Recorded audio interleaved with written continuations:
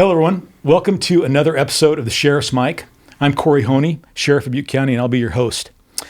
You know, when I started this podcast, I wanted to spend time talking about public safety-related issues, criminal justice issues, but I also wanted to spend some time talking about significant cases that occurred within Butte County, the kinds of cases that impacted our community and were of a lot of interest to the community. So today, I'm actually going to delve into the Bidwell Mansion fire, which was caused by an arson. And I am joined today by Butte County District Attorney Mike Ramsey, is a man who's synonymous with the criminal justice system here in Butte County. Mike, you are the longest serving district attorney in Butte County and currently the longest tenured district attorney in the state of California. Is that correct? That's correct. 37 years as the elected district attorney. But, of course, I've been with the Butte County DA's office for 47 years, May 1st. I was going to ask if the Bidwell Mansion had actually been completed I knew you when you became DA, but I think you've answered that. Just barely. Just barely. Just barely had been, we went to the waltz room to kind of cut the ribbon, and it was really nice. Annie and the general were most pleasant. Very good, very good. This is your second podcast in the last couple of weeks, correct? In this week? Yeah, this week. Yeah. And I think that you were asked when you might be retiring, and you said when you turned 100. Yeah. And I said, why have you passed that? It's I figured it was a nice round number. Got it. And so something that to aspire to. Very good, very good. Well, welcome, my friend. It's an honor to have you here. You have been the district attorney in Butte County for many, many years. You've seen so many high-profile cases here in Butte County, not to mention a number of fire-related cases that have caused devastation to our community. Yeah, that appears to be the high profile. Obviously, the campfire with PG&E and the prosecution of PG&E, and then now this rather tragic fire that we had with the Bidwell Mansion. Yeah. It's interesting, as I was thinking about this, there's an interesting correlation between what we're going to talk about today, the destruction of the Bidwell Mansion, and the campfire, in that the Honey Run covered bridge was destroyed during the campfire. Correct. Yeah. An iconic structure within Butte County, had been around for many, many years, was part of the fabric of our community, and was destroyed during that fire. Correct. Yeah. And that goes back to the history of the county and what the county looked like back then when we were starting. And I wasn't there in 1850, Corey.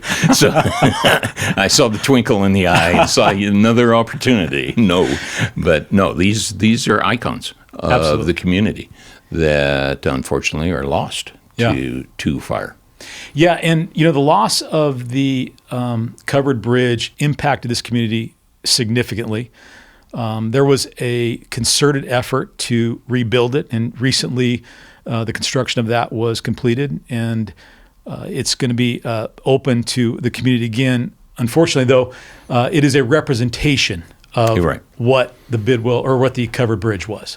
And if they make a decision, if the state makes a decision to rebuild the Bidwell Mansion, then it will be pretty much the same. Yeah. Because they're going to have to take down most of that structure. It's too unstable from the fire. So it will be a replica, much like the Honey Run Bridge is a replica of bygone times or an icon. Yeah. So the Bidwell Mansion, like the Honey Run covered bridge, was part of the fabric of our community. So many people have fond memories of the Bidwell Mansion, getting their graduation pictures taken on the steps, proposals that happened on the grounds, tours that were led, during grade school trips and so forth. So it was a real gut punch when everybody woke up that morning and learned that the mansion had been set on fire and was destroyed. Correct. Yeah, and that was reflected once the arsonist was sentenced, because at the time of his plea, I put out a request for people, the community, as a victim, to put victim impact statements in, and we had well over 100 statements that were attached to the probation report that went to the judge to show what a devastating loss this was to the community. In fact, we had a victim impact statement from one John Bidwell, I think he was 98 years old, and from New York, a great grandson of the John Bidwell. Really? Yeah. Wow. Saying that he'd been out just 6 years before and had seen it, and now what a loss it was to his family. And we found out there's a lot of the Bidwells, survivors, or the people that descendants of the Bidwells are in the New York area, and they have once a year a big get-together. Interesting. That is fascinating. Yeah. You know, you talk about the Bidwell Mansion being a part of the fabric of Butte County, but the legacy that Bidwell had throughout Northern California, I mean, his connection to Sutter and the gold rush and all of those kinds of things. So it was an historic landmark, and certainly served as a touch point for a lot of people, clearly. Yeah, in terms of the it being a way that California became California. The Bidwell went back. He was senator from California at one time, and so, I mean, the man himself was so important to the construction of California after the gold rush. But he was also a controversial man in the sense of history. Sometimes people that have ambition, that are important, but there are various views of General Bidwell. And some folks, including our arsonist here, considered him a colonist. Mm-hmm. He was an evil person, that particularly with the Indian tribes in the area, the Maidu tribes that were here. But that's really a complex, as most history, and when you really delve into it, is his relationship with the folks, the Native Americans that he had on his property. Mm-hmm. Some say, well, he was using them basically as slaves, slave labor for his farms and so forth. Others have said, well, that's not really true. He was protecting them from a lot of slaughter that was going on by the war, basically, that was going on between miners and Native Americans at that time, and also lesser well-known as the war that was going on between the Valley Maidu and the Mountain Maidu. And so there was a problem of the Valley Maidu trying to run up into the hills because there had been centuries, perhaps millennia, of a tension between the Mountain Maidu and the Valley Maidu. Mm-hmm. And so that was him sometimes being a protector of the Mechoopda folks from both the white settlers and their natural and historical enemies up in the mountains. So really complex history. Well, you bring up a good point, and that is history is complex. Oh. And people are people of their times, or men are men of their times. And when we look back and judge their actions and sensibilities based on the current paradigm, certainly there is flaws to be found, but erasing that history, right? And that's it. I mean, trying to erase the history, of trying to say, okay, well, now we want to look at the history through a different scope, as it were. That's fine. You can look and look at the history through a different lens or a different scope, but you don't erase it. You don't burn it down. Correct.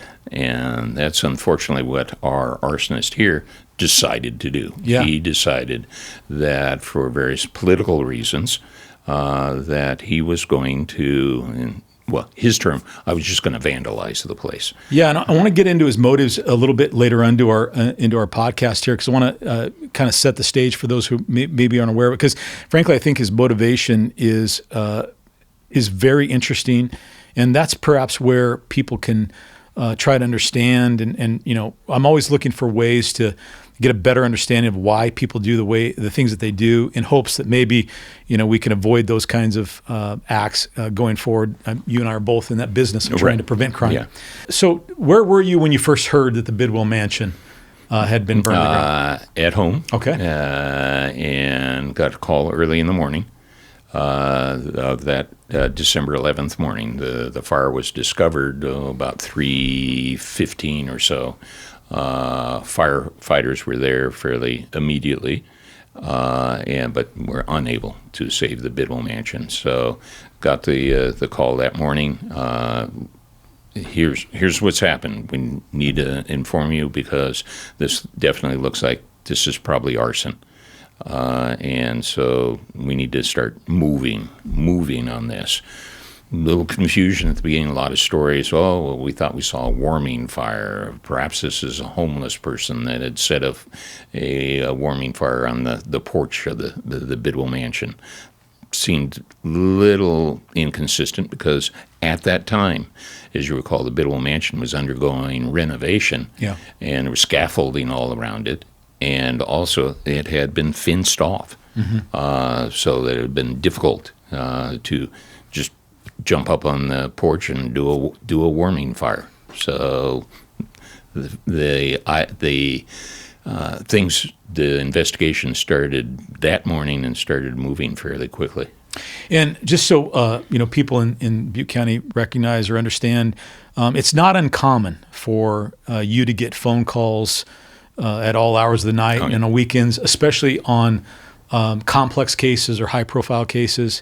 And you and I have worked together for a long time, many, many years. And there have been many nights where we've collaborated and worked together and strategized about the best way to proceed with investigations, be it murder cases or shootings or complex cases of an issue. So the fact that you got a call is certainly not surprising whatsoever, given the nature of this whole thing.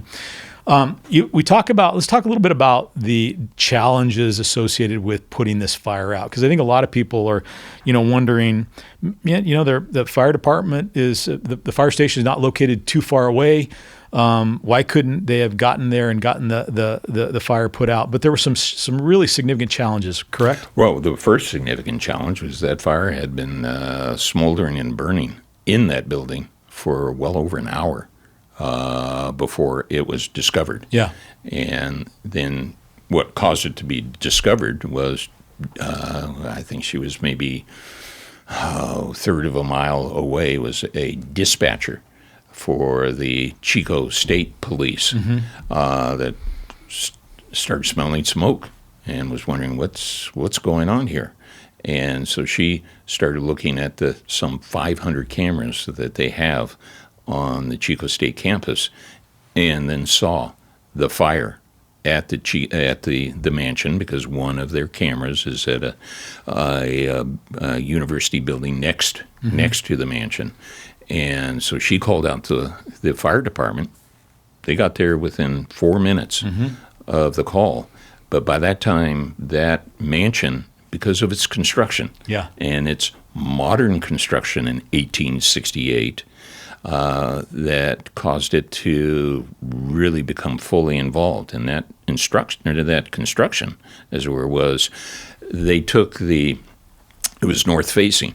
So they would take the idea that there would be north winds that would come and would be funneled through that back tower as kind of a cooling way to cool down the mansion. Chico summers haven't been too different in 1868 as they are right now. Yeah. They can be brutal. And so this was a natural cooling system that the Bidwell architects had come up, and it was really state-of-the-art then. But that pushed that fire, once it started going, just in a chimney-like effect. And so by the time Chico Fire arrived, it was fully involved in going throughout that particular building. Yeah, so it had a head start. The material that the Bidwell Mansion was constructed of was probably prone to ignition. Dry, yeah. Wood. Yeah. A lot of wood. Yeah. There was stucco and brick, and that came into some of the investigation, some of the arson investigation later. Okay. And a basement. Yeah. And then also later, kind of, okay, what happened to the fire alarms and smoke alarms? Yeah. And it was not sprinkled. Okay. A lot of people thought, that wasn't decided to be done in that building some time ago. I think from the state's point of view, a cost, but also keeping the historical part of the building. You don't want to see in an 1868 building, 2020 sprinklers. Yeah, modern sprinkler systems takes away from the historical. But 2020, hindsight's always wonderful. My God, they should have had it there, but like I say, coulda, woulda, shoulda. For sure. Well, it's interesting to me that the architecture designed to cool the building, given the fact there was no air conditioning, actually aided in the spread of the fire. Correct. Yeah. Yeah. So there were no fire alarms, or were there fire alarms?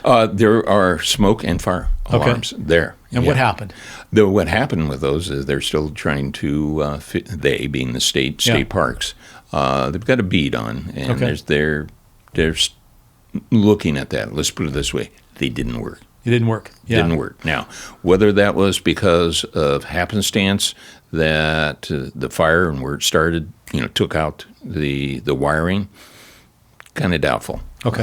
It looks like that maybe something that a alarm company should have a lot of insurance on. Got it. But it wasn't something the arson did. He didn't disable the alarms or anything of that nature. He wasn't that.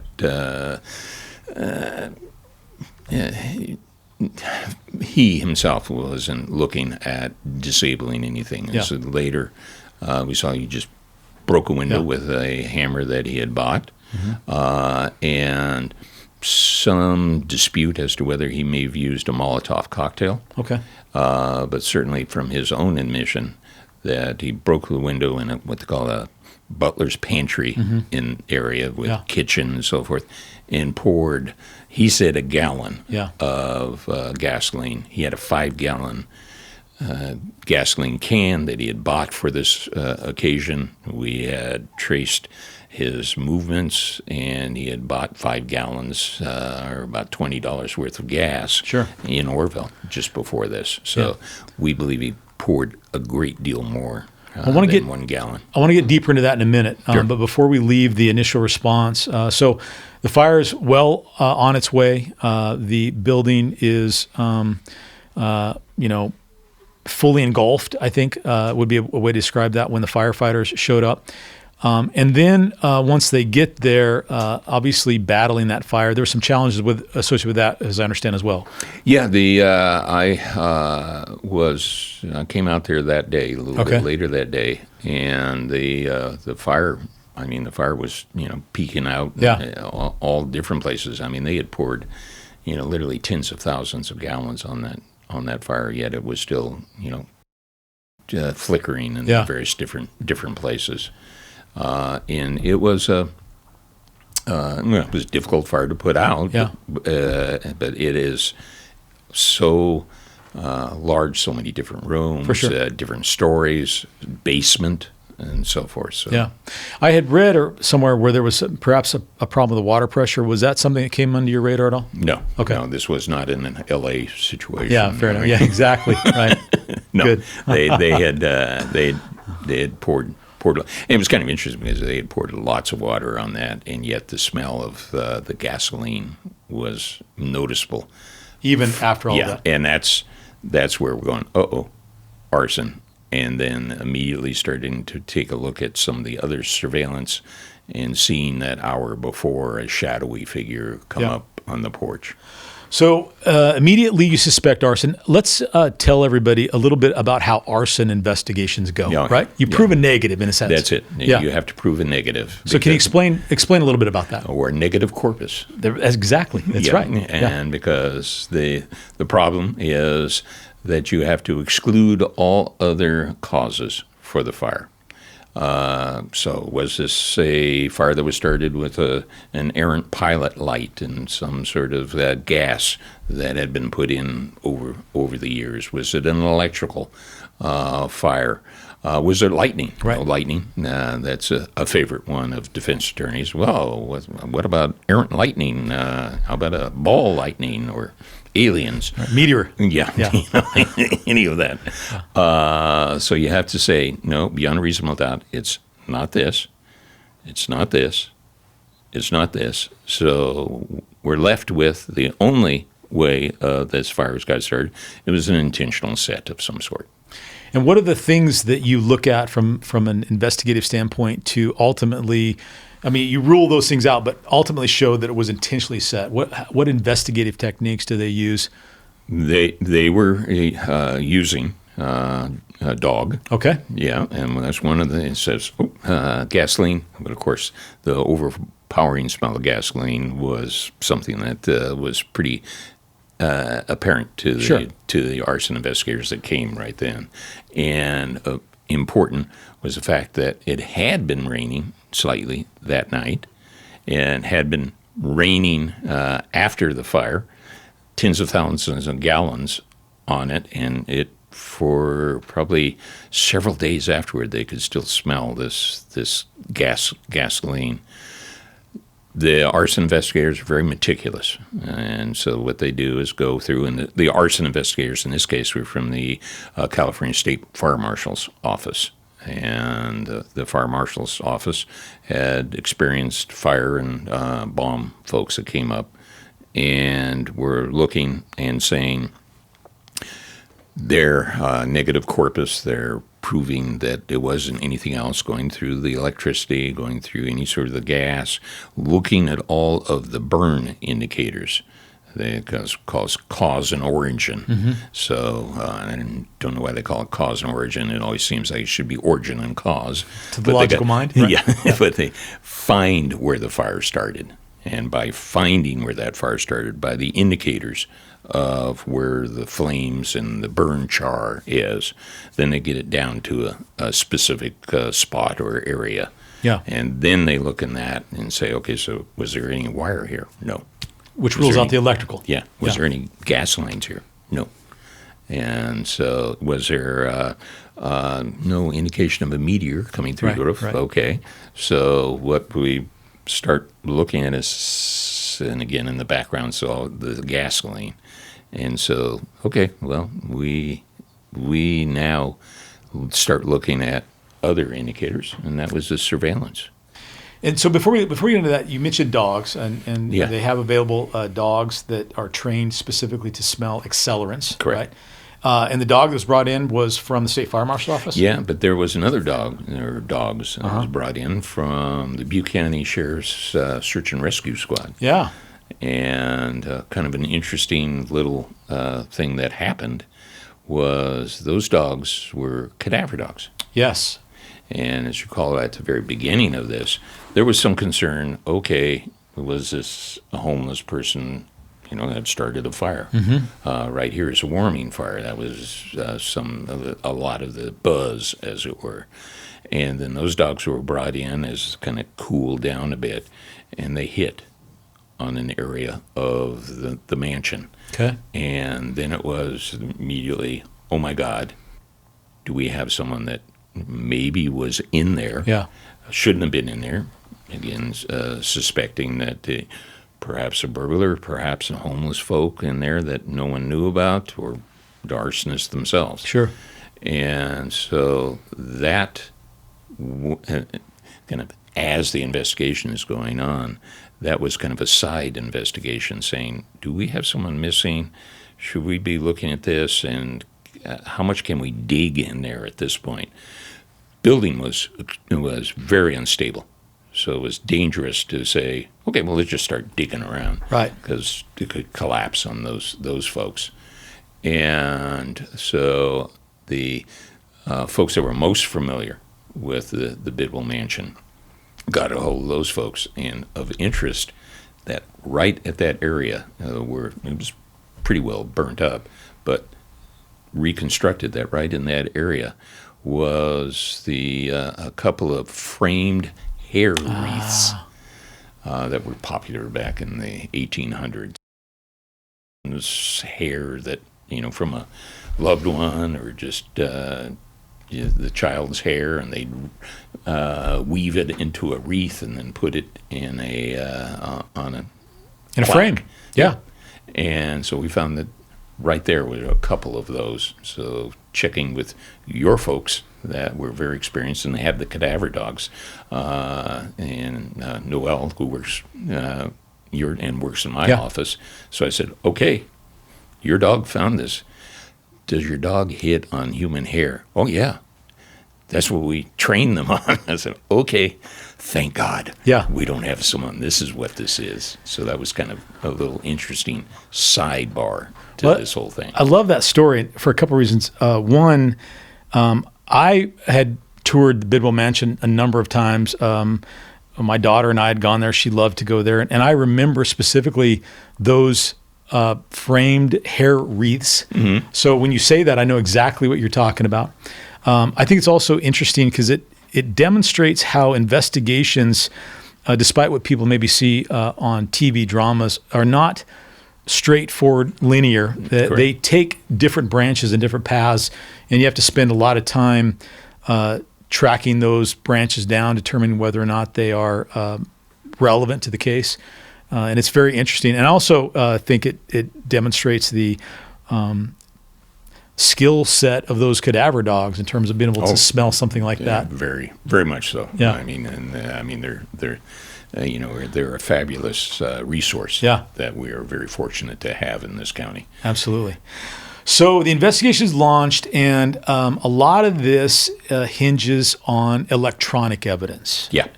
Which is an interesting thing because many crimes now are solved based on electronic evidence. It's the world we live in today. The way in the world we live in today, because what the evidence, and it used to be that we would discuss, you and I, when we look at a murder case, remember all the 3-ring binders that we would have, and we talk about we have reams of evidence. Yeah.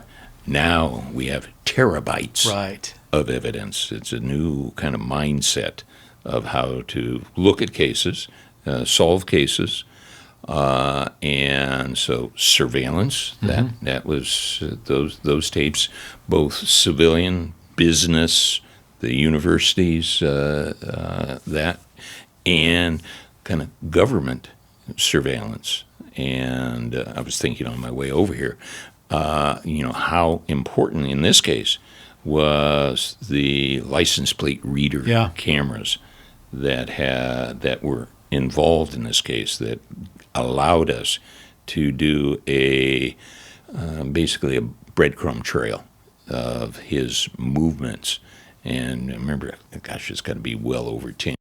You and I saw the first kind of iteration of these license plate readers, and I said, we got to get that here in this county. That could solve so much if we could be tracking the bad guys, knowing what kind of car they had or what cars came from this particular area at this time, which would only be the suspect's car.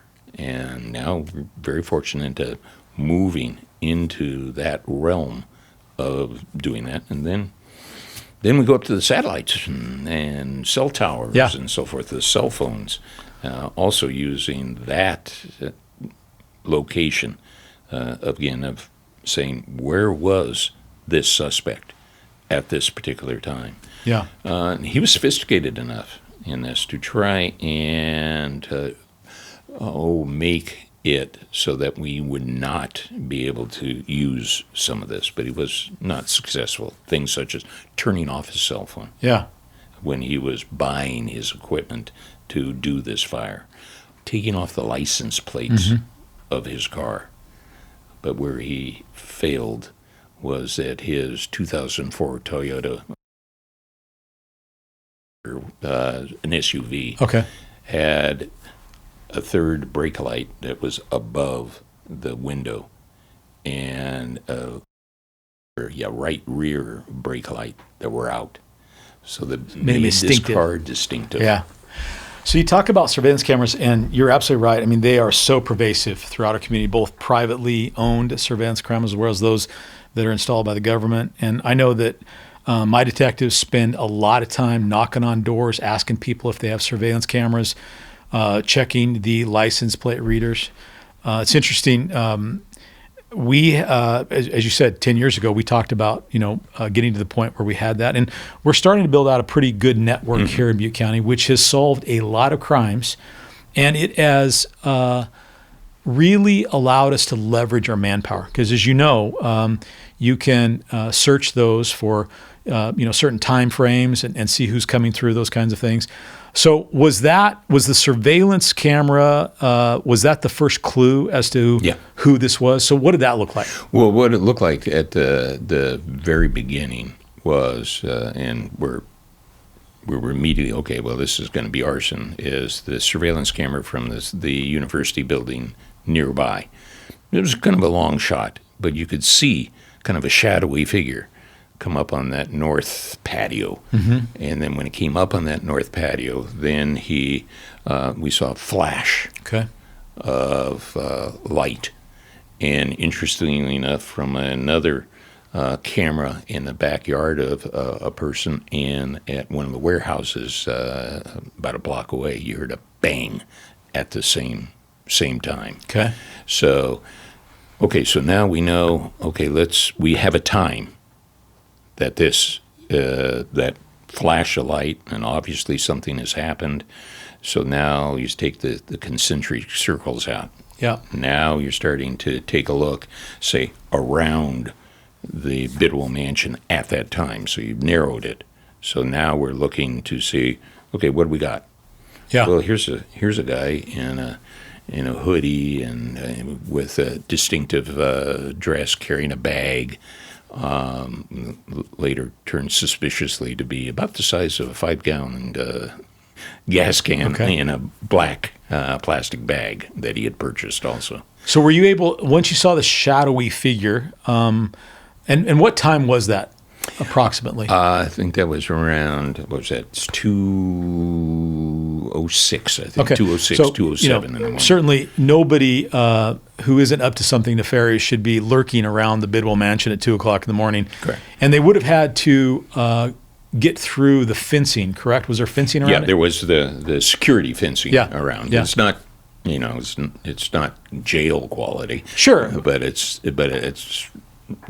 not something that someone is just going to walk through or slip through by happenstance. No, he couldn't see it on the camera, but he did later say, he climbed over to get in. And once you saw the flash, were you able to follow the movements of the suspect after the fire was started? Yeah. What happened is there's gaps. Yeah, there's obviously gaps. It isn't something that we can say, okay, we'll fill in this gap. It's some 100 yards over here, going towards the some other buildings that have surveillance. You see this same person with this same hat and same clothing starting to move away, and then it goes into an area where there's not university surveillance. So now the investigators, and they put together, I was pretty proud of the team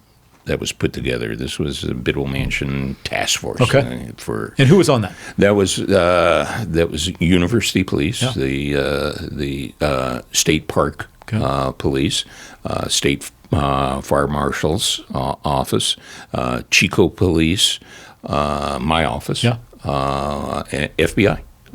Were all, working quite frankly around the clock. Wow. And trying to do what's the old movies, the gumshoe. Yeah. I mean, hitting the street and saying, now let's hit these houses that are in the mansion neighborhood and start seeing who has ring cameras or who has surveillance cameras. We've got a hit there.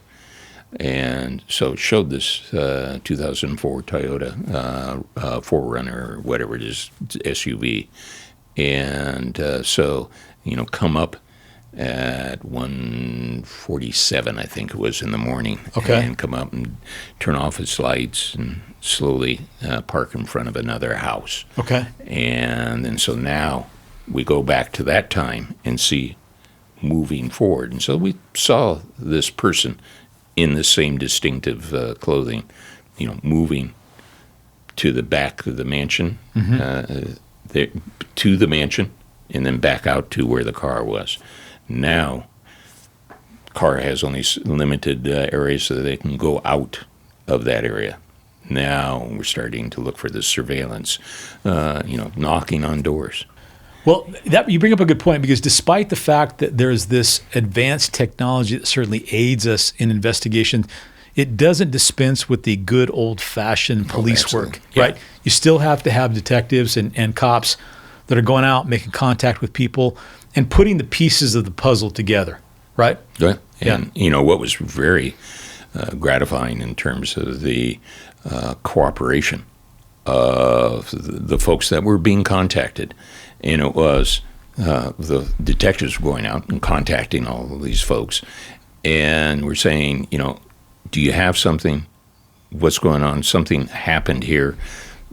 These folks knew what was going on. I mean, it was the Bidwell Smoke Mansion. is in the air. Yeah, so they know what was going on. But each of the detectives said, listen, we really appreciate if you don't say anything. We don't want to tip off the suspect that we may be hot on his trail. And my God, the number of members of the public and the number of people said nothing.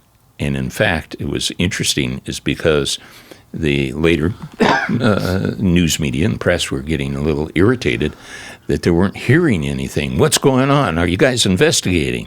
And it was just calm. Yeah, the investigation goes on, purposely vague. But it was interesting how no one called in or put up on social media and heeded to law enforcement's request. Please, if we're going to solve this, we need to keep this on the down low so we don't spook the guy. We have no idea who he is. We don't know if he lives here, if he watches news, but we don't want to take that chance to spook him away and never be able to solve this. And For sure. So the public very much stepped up. That's amazing. I think it goes to the fact that, by and large, the citizens of Buchanan are quite supportive of law enforcement. So you've got a vehicle. Were you able to get the license plate initially? No, because he had taken the license. That's right. plates off. Okay, so he'd removed those. Yeah. Which really gives insight into his planning, his mindset. We can get into that in a minute. But you've got this brake light pattern that is distinctive. He's at one brake light out. And so you're able to follow it from there. Well, actually, two. Two, okay. Yeah, two. Okay. And were you able to track the vehicle using license plate readers or other cameras as he got out of the area of the Bidwell Mansion? And then what happened is now, and again, this is this old-fashioned police work, the real break was looking at a camera on a parking meter truck. Oh, really? Yeah. Okay. So now it was, let's see what we can find. In the year before, we identified, it was a 2004, 2007 Toyota Highlander, I guess it is. And so, let's start checking the Chico PD's parking logs. Did anyone ever get a parking ticket nearby or something about this? And so we look for all 2004, 2007 Toyota parking meter violations, and so we get one that looks kind of interesting, and standing next to it is our suspect. Really? And I'm going, that guy looks a lot like this guy, even though he's got a mask and hat and so forth. And so using that license plate, Then we started spreading even more because now he was hitting license plate readers after he had come back home after the fire, and we then were able to determine where he lived. Okay, so let's get this. So I want to make this straight because I think this is fascinating. It really shows incredible detective work. A parking ticket that this guy got sometime well before setting the fire was ultimately instrumental in identifying who he was. And once you do that, and that's just great. That's just great detective work. I mean, it just shows the intuitive nature of some of our investigators in terms of thinking, hey, let's try this avenue, right? And so once you have the license plate, now we can start picking up the various paths that this person travels, right? Correct. And the day before, okay, and so now he had his license plates on the day before when he went on a shopping trip. Okay. To Orville. Let's talk about that. Tell us about the shopping trips. Yeah, he went to Orville, and what was he? Picked up I think it was the gas can at the Walmart. Then Home Depot. He picked up some other equipment. I think some duct tape, and then to the Maverick gas station, and so forth. And again, that kind of goes to some of that intuitive work because you could see the license plate, him coming into Orville, and kind of generally the area, but I mean, it's not completely saturated with these things. So investigators now go, let's check the tapes at Walmart. Let's check the tapes at Home Depot. Let's check those, maybe the gas stations. These are thousands of hours of tapes that they're looking at. They've got it narrowed down, so it's not just a shot in the dark. But now they're hitting. Now they're seeing this guy that they had recognized, and and putting together those breadcrumbs, which then kind of circle back around to other breadcrumbs back near the mansion. And for example, right after the fire, he had gone to a local convenience store to get a gallon of water. Okay. And mask off. And when he went into the store. Yeah. Okay. And so this is our guy. Yeah. And now we're looking at that and comparing that to the other parts of that. I keep seeing breadcrumb trail because that's what it was. Put it up on a big map. Yeah. Going here. He was here. He was this time. And then now let's run it backwards. He left his house at this time and went here, here, and here, and now he's traveling towards the mansion. Found out that the day before, when his license plates were on that afternoon, the day before, not the day before, but the day of the fire, that afternoon, he was there parking at the university, parked at the mansion in the parking lot, and you could see him moving, and he was basically doing a surveillance, scoping out what he would do later that night. Yeah. So a couple of things, which is, I think, really worth pointing out. And one is, again, you have this technology, and it's very, very helpful, but it requires investigators, detectives to think about the kinds of things that a suspect might do, right? And reconstruct that, and then go and check those areas, and ultimately come up with these pieces of evidence. This also suggests to me that he really put a lot of thought into this crime. There was a lot of pre-planning. There was a lot of premeditation, if you will, and not necessarily, but something that this wasn't just a random spur of the moment kind of thing.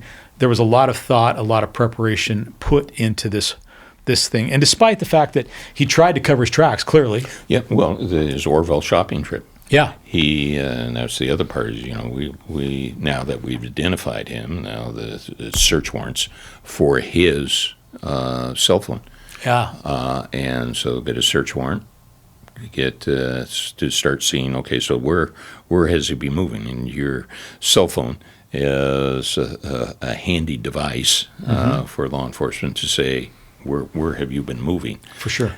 he had turned off his cell phone. Coming into Orville, and looking at his cell phone history, he hadn't been to Orville at least like 6 months before. So suddenly we got a trip on the day that he's going to set the Bidwell Mansion aflame. Yeah. And he's turning off his cell phone, and then and he doesn't turn his cell phone on until he gets back to Chico.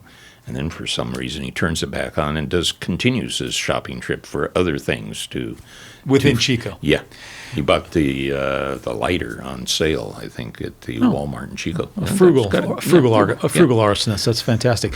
I do think it's interesting. I think obviously his turning the cell phone off was an effort to cover his tracks, but that in and of itself provided evidence as well. Shows intent. That showed, what? Okay, so what's your excuse here? He of course invoked when we got to him, but I mean the case had been so tightly around him. At that point, but he turned off the cell phone when he left his home at about 1:30 to go to his mission. And didn't turn it back on until about 2:30 when he got after the fire and back. So, why would you just out of the blue during this period of time that the Bidwell Mansion is set on fire, turn off your cell phone? Yeah, it's actually really probative. I mean, it shows that something that he was involved in something that he didn't want to be tracked, and the fact that the mansion burned down during that period of time is pretty significant. So you're closing in on the suspect. You've got him identified. You've got seems like a lot of evidence you put together. Been able to basically piece together his movements prior to, during, and then after the fire was set and the mansion burned. What ultimately was the next step in terms of bringing this guy into custody? Yeah. Well, next was okay. We've got him identified, but now who is this guy? Okay. What is he? Yeah. What motivates him? Yeah. And so that's kind of difficult because now you don't know who his friends are. You don't know who his family is at this juncture. He had no record, no criminal record that we could see to deal with. So you don't want to run out to we figured out who his family was eventually, and you get and figured out where he had worked before. But there's a certain reluctance, appropriately, to go out and say at his last employer, which was a local restaurant, to say, "Hey, how about this Carlson guy? Can you tell us about him?" Why? Yeah. You don't need to know. You have no idea how friendly these folks might be, and you don't want them saying, "Hey, the investigators happen to come by and they're asking about you. Any reason?" Well, that might spook him at that point. So now it's a matter of trying to look a little bit into his social media. Okay.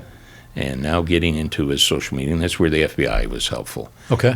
Looking and getting into his social. What does he look at on his phone or devices? A window into his mind. Yeah, exactly. And so we found a number of podcasts. Okay. Not unlike this one. Not unlike this one. Okay. Of people talking largely anti-capitalist, anti-colonialist. Okay. Podcast, and that seemed to be who he was following, and go, aha, the old trope about Bidwell being a capitalist, colonialist, abuser of Native Americans and so forth. So okay, we're starting to get a little idea of what's going on here.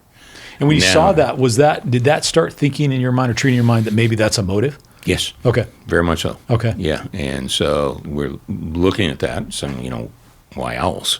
And he went to a great deal of trouble to do this. This isn't, it became very obvious. He just wasn't driving by and decide, hey, I got some stuff here in my car and I'll just set the place somewhere. No, it was pre-planned. Yeah. And so at that point, now we've got him. Now there's surveillance on him at his place, waiting to see, what we can figure out about his movements. Became pretty obvious that he wasn't employed at this time. Okay.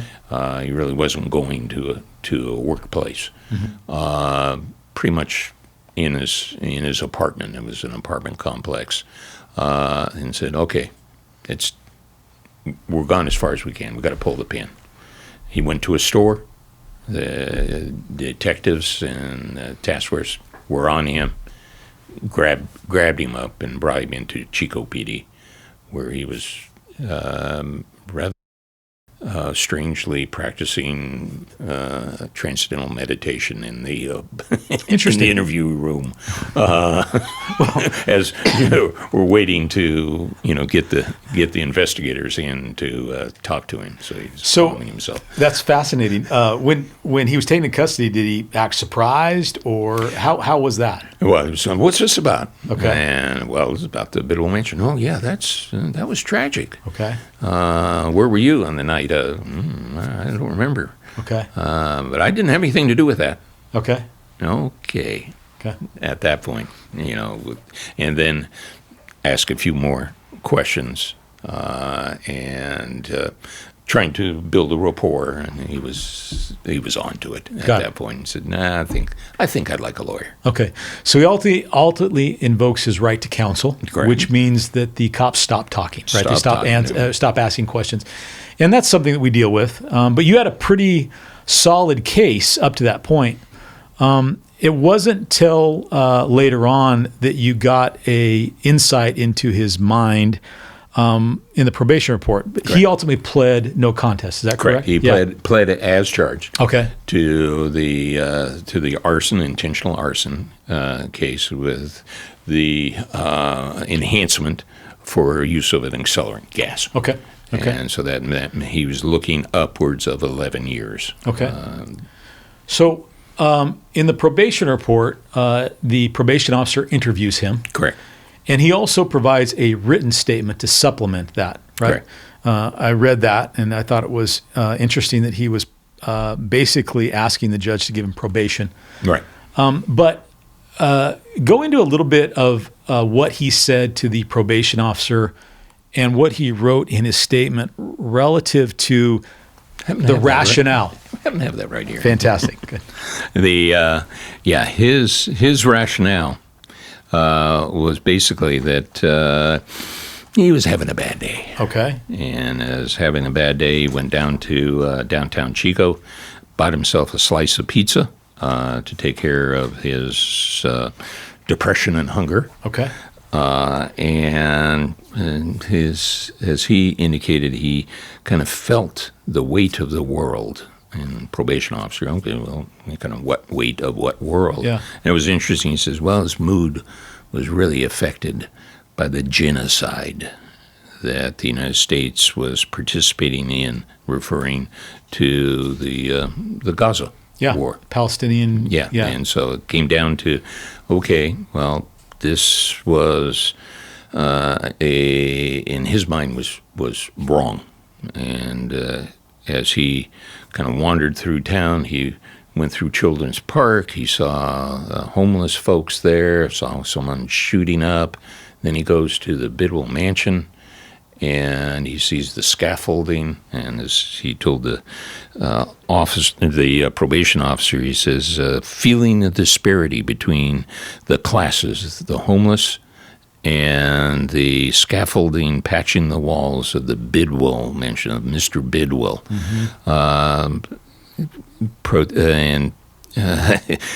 Was like he was witnessing the tale of two cities. He explained our government seemed to be more concerned with maintaining a mansion and protecting the legacy of one guy, referring to John Bidwell, known to exploit people, while ignoring the less fortunate who lived near the base of the mansion.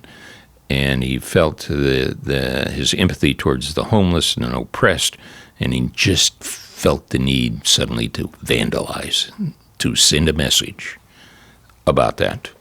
So he maintains that his intention was not to destroy it, but to just damage it slightly. To vandalize. To vandalize. That's his idea was to vandalize. Yeah. That obviously that if you set it a little bit on fire, that maybe the sprinklers not there, or the smoke alarm or whatever, they'd come and put it out right away. And sure. The idea was, okay, now you brought a hammer, you broke open a window in a sensitive area of the mansion. He said, threw in 1 gallon of gas. No, it was 5 gallons of gas, and that because that's what the arson investigators found. Days later, they could still smell that gas, and they so we just felt that was a lie. I mean, he intended to burn. Yeah, that whole intent to vandalism thing, in my view, doesn't ring true at all. You could have done a lot of things to the Bidwell Mansion to express your views, or you could have graffiti. Yeah, you could have painted on it. You could have broke windows, but setting fire to it, I think, really clearly indicates a desire to do something far, far more heinous than vandalism. Yeah, and this is trying to send that message of destruction. I think is what in his idea with his motivation with Gaza and anti-capitalism and so forth. And so he wasn't telling, let's put it that way, to the probation officer, perhaps the complete truth on that. So the other thing that I think is really fascinating is the fact that these international incidents or issues worked their way into the mind of this individual and caused him to act out locally. And something that's something that is going on in another part of the world, he decided to visit violence and or destruction in our local community. And it's not dissimilar to something that we saw with the Feather River Adventist school shooting. Yeah, and absolutely. We're going to talk about that in another podcast. His manifesto. Yeah. Indicating that that was part of his motivation, and to take it to that level also indicates some degree of mental illness. For sure. And and also after we were able to determine who he was, now felt free to talk to his friends and family, it became pretty obvious. And he was not a stupid man. He has a BA in mathematics from Chico State. He was on track to become a mathematics teacher, and then somehow got off track. Yeah. Well, clearly, he has the ability to plan a fairly sophisticated crime, and he took steps to cover it up. They weren't ultimately successful, but nonetheless, it wasn't a disorganized, haphazard, spontaneous event. Yeah. And sometimes we were looking at these ideas of why, because I happen to know another mathematics professor that took it to the ultimate. When I was taught by Ted Kaczynski in math, and when I went to Berkeley in the 60s. Really? Yeah. We should have talked about that on this podcast. Well, that could explain a lot. So something about, and I was a math major, so watch your houses. Right, exactly. It's just fascinating how, and almost being radicalized with these notions or ideas, and then deciding to act out in this way. And we talked at the beginning of the podcast about this idea that because you don't agree with the way people conducted themselves or the viewpoints that they had in the time that they lived, you decide that you want to erase history or destroy history, when the better approach would be to take a look at the entire aspect of human being and analyze it, both for what was positive as well as what was negative as a result of that. Certainly. You can do a protest. For sure. You can write a letter to the editor. You don't burn down a community icon. Yeah. That mansion was and is on every Chico police car. Absolutely. City letterhead. It's in a sense, a soul. It is. Of the city of Chico. Part of the identity of this community. And it was just in one night, based on one selfish individual, it was taken from all of us, which is really tragic. So, we talked a little bit about the Honey Run Cover Bridge being rebuilt. Are you aware of any efforts of the mansion to be? It's still being discussed. Okay. Yeah, it's still being discussed. But, when we sentenced a man to the 11 years, we got restitution. Restitution was ordered. for, what was it, $37,414,083. Yeah. So he's on the hook Well, to pay that. what I noticed in his letter to the judge, is that his plan is to repay what he owes within his means, and I'm not entirely sure that it will be within his means to do that. Yeah, some folks were kind of critical. I thought, this is ridiculous. This guy's not going to be able to pay this. But there was a method to the madness, as it were. Okay. In the sense that it's required that we get restitution, but also is also required within the California prisons that if there is a restitution order on your books, that any money that you earn doing prison industries or doing anything in that nature, and you get up to, I think it's 74 cents an hour now. Right. That half of that has to be taken and put in a restitution fund. Sure. So his commissary would be severely limited for the time that he is in prison. So no popcorn. Yeah. No top ramen. Top ramen, exactly. Or, as we talked in the office, no soup for you. A Jerry Seinfeld reference. That's Very nice. So he's got 11 years, right? Yeah. But had he committed this crime a few weeks... Exactly 1 week later. 1 week later, had he committed... with the passage of Proposition 36, what would his exposure have been? An additional 15 years. Wow. Yeah, because what Prop 36 did was reinstate and expand what they called an enhancement, a sentencing enhancement for excessive taking or damage. Mm-hmm. So it is 4 years. That's 1 year extra for $50,000 for taking in damage. $100,000 is 2 years, and then it goes up and says, if you take or damage by your felony crime $3 million worth, then you're going to get an extra 4 years. Mm-hmm. And then for every $3 million over that $3 million, then it's an additional year.